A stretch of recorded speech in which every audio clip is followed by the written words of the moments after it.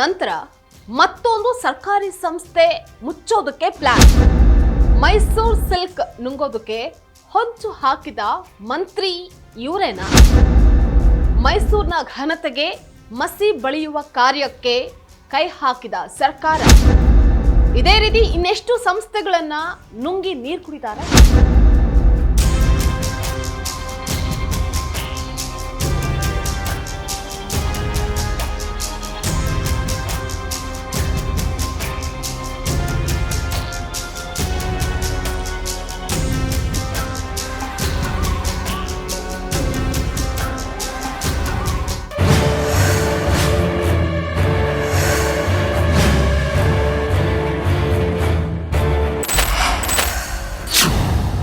Ladies and gentleman, ರಾಜ್ಯದ ಮತ್ತೊಂದು ಸರ್ಕಾರಿ ಉದ್ದಿಮೆ ಪ್ರಭಾವಿ ರಾಜಕಾರಣಿಯ ಕಣ್ಣಿಗೆ ಬಿದ್ದಿದೆ.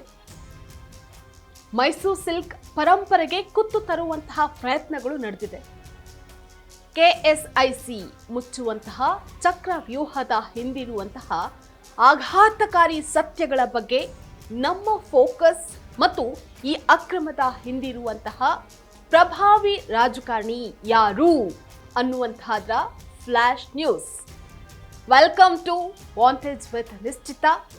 ಇದು ನೆಲ ಜಲ ಭಾಷೆಗಾಗಿ ಪ್ರಾಮಾಣಿಕ ಪತ್ರಿಕೋದ್ಯಮ.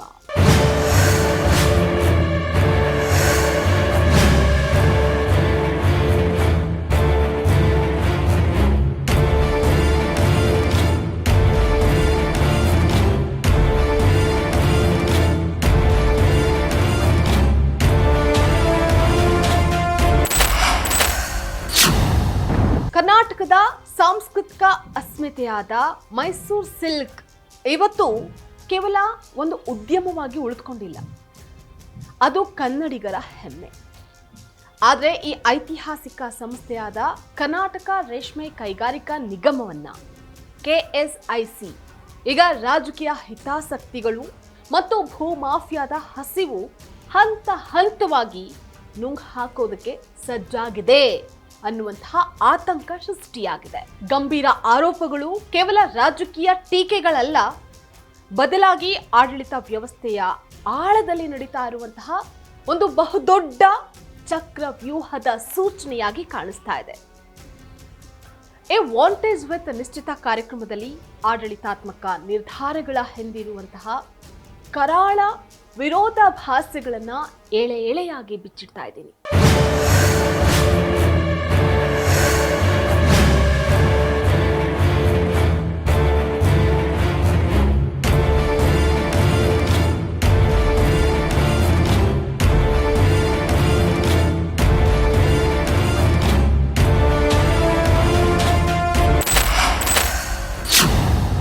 ಯಾವುದೇ ಒಂದು ಸರ್ಕಾರಿ ಸ್ವಾಮ್ಯದ ಸಂಸ್ಥೆಯನ್ನ ಮುಚ್ಚೋದು ಕಾನೂನಾತ್ಮಕವಾಗಿ ಅಷ್ಟು ಸುಲಭದ ಮಾತಲ್ಲ. ಆದ್ದರಿಂದಲೇ ಇಲ್ಲಿ ಚಕ್ರವ್ಯೂಹದ ಮಾದರಿಯಲ್ಲಿ ಅದನ್ನ ದುರ್ಬಲಗೊಳಿಸುವಂತಹ ತಂತ್ರವನ್ನ ಹೆಣೆಯಲಾಗಿದೆ ಅನ್ನುವಂತಹದ್ದು ವಿಶ್ಲೇಷಕರ ಅಭಿಪ್ರಾಯ. ಆರ್ ಅಶೋಕ್ ಅವರು ಪ್ರಸ್ತುತ ಆಡಳಿತವನ್ನ ಲ್ಯಾಂಡ್ ಗ್ರಾಬ್ ಸರ್ಕಾರ ಅಂತ ಹೇಳಿ ಕರೆದಿರೋದು ಕೇವಲ ಆಕ್ರೋಶವಲ್ಲ, ಅದು ಸಂಸ್ಥೆಯ ಭೂಮಿಯನ್ನ ಕಬಳಿಸೋದಕ್ಕೆ ನಡೀತಾ ಇರುವಂತಹ ವ್ಯವಸ್ಥಿತವಾದಂತಹ ಸಂಚಿನ ಕಡೆಗೆ ಬೊಟ್ಟು ಮಾಡಿ ತೋರಿಸ್ತಾ ಇದೆ. ಕರ್ನಾಟಕ ರೇಷ್ಮೆ ಕೈಗಾರಿಕಾ ನಿಗಮವನ್ನ ಹಂತ ಹಂತವಾಗಿ ಮುಚ್ಚೋದಕ್ಕೆ ರಾಜ್ಯ ಸರ್ಕಾರ ಚಕ್ರವ್ಯೂಹವನ್ನ ರಚನೆ ಮಾಡಿದಂತೆ ಕಾಣಿಸ್ತಾ ಇದೆ. ಈ ವಿಶ್ಲೇಷಣೆಯು ಸರ್ಕಾರವು ಸಂಸ್ಥೆಯ ಆಸ್ತಿಗಳನ್ನ ಹಂತ ಹಂತವಾಗಿ ಕಿತ್ಕೊಳ್ಳೋದ್ರ ಮೂಲಕ ಅದರ ಅಸ್ತಿತ್ವವನ್ನ ಅಲುಗಾಡಿಸ್ತಾ ಇದೆ ಅನ್ನುವಂತಹ ವಾದಕ್ಕೆ ಮತ್ತಷ್ಟು ಪುಷ್ಟಿಯನ್ನ ನೀಡ್ತಾ ಇದೆ. ಯಾರೋ ಕಾಂಗ್ರೆಸ್ಸಿನ ಒಬ್ಬ ಲೀಡ್ರು, ದೊಡ್ಡ ಲೀಡ್ರು, ಅವ್ರದ್ದೇನೋ ಮಿಲ್ ಇದೆಯಂತೆ, ಈ ಥರದ್ದು ಏನೋ ನೂಲು ತಯಾರು ಮಾಡೋ ಮಿಲ್ಲು, ದೊಡ್ಡ ದೊಡ್ಡ ಪಾರ್ಟಿ ಅವರು, ಹಾಂ ಇದೆಯಂತೆ. ಇದು ಮುಳುಗಿಸ್ಬಿಟ್ರೆ ಅವರು ಇದಕ್ಕೆ ಸಪ್ಲೈ ಮಾಡ್ಬೋದು ಈಸಿ. ಇದು ಮುಳುಗಿಸ್ಬಿಟ್ರೆ ಇದಕ್ಕೆ ಎಳ್ಳು ನೀರು ಬಿಟ್ಟ ಮೇಲೆ ಅವರು ಸಪ್ಲೈ ಮಾಡ್ತಾರೆ, ಅವ್ರ ಫ್ಯಾಕ್ಟ್ರಿ ಉದ್ಧಾರ ಆಗ್ತದೆ.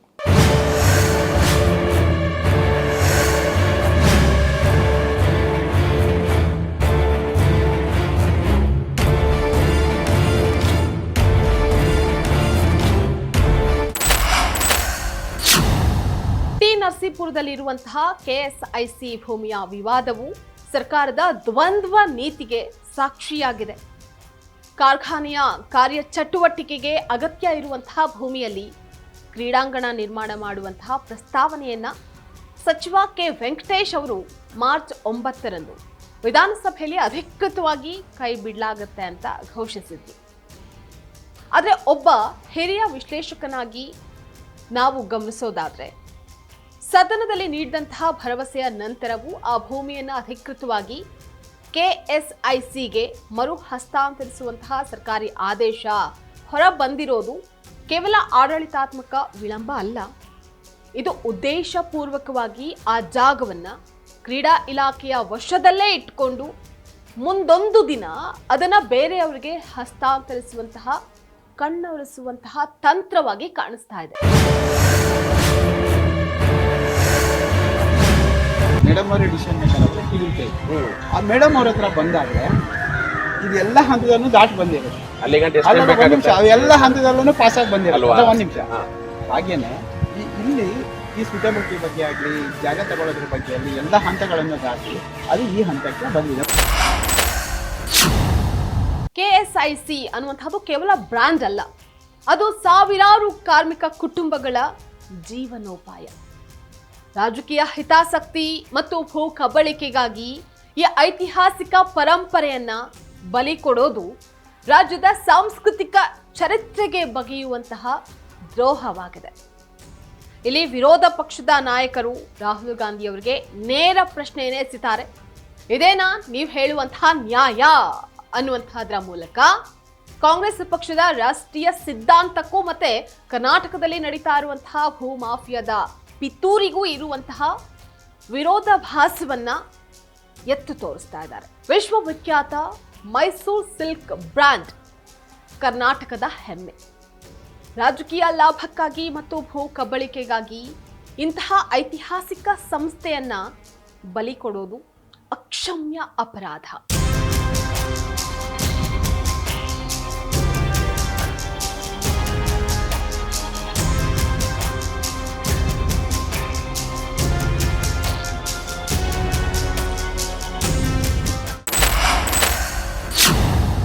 ಕೆಎಸ್ಐಸಿ ಸಂಸ್ಥೆಯನ್ನ ಉಳಿಸ್ಕೊಳ್ಳೋದಕ್ಕೆ ಈಗ ಬಾಯಿ ಮಾತಿನ ಭರವಸೆಗಳ ಅಗತ್ಯ ಇಲ್ಲ. ಸರ್ಕಾರವು ತಕ್ಷಣವೇ ಕ್ರೀಡಾ ಇಲಾಖೆಯ ವಶದಲ್ಲಿ ಇರುವಂತಹ ಭೂಮಿಯನ್ನ ಕೆಎಸ್ಐಸಿಗೆ ಮರು ಹಸ್ತಾಂತರಿಸುವಂತಹ ಅಧಿಕೃತ ಸರ್ಕಾರಿ ಆದೇಶವನ್ನು ಹೊರಡಿಸಬೇಕು. ಅದರ ಜೊತೆಗೆ ಎಸ್ಟಿಪಿ ಘಟಕವನ್ನ ಸ್ಥಾಪನೆ ಮಾಡೋದಕ್ಕೆ ಅಗತ್ಯ ಇರುವಂತಹ ಅನುದಾನವನ್ನ ಬಿಡುಗಡೆ ಮಾಡುವುದರ ಮೂಲಕ ಲ್ಯಾಂಡ್ ಗ್ರ್ಯಾಬ್ ಸರ್ಕಾರ ಅನ್ನುವಂತಹ ಆರೋಪದಿಂದ ಮುಕ್ತವಾಗಬೇಕಾಗಿದೆ.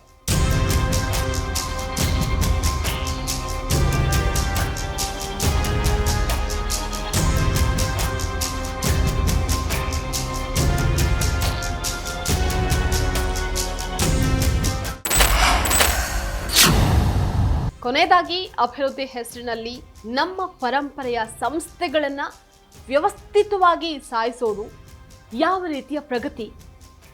ಮೈಸೂರು ಸಿಲ್ಕ್ನ ಘನತೆಯನ್ನ ಮಣ್ಣು ಪಾಲ್ ಮಾಡಿದ್ರೆ ಇತಿಹಾಸ ಈ ಸರ್ಕಾರವನ್ನ ಎಂದಿಗೂ ಕ್ಷಮಿಸೋದಿಲ್ಲ.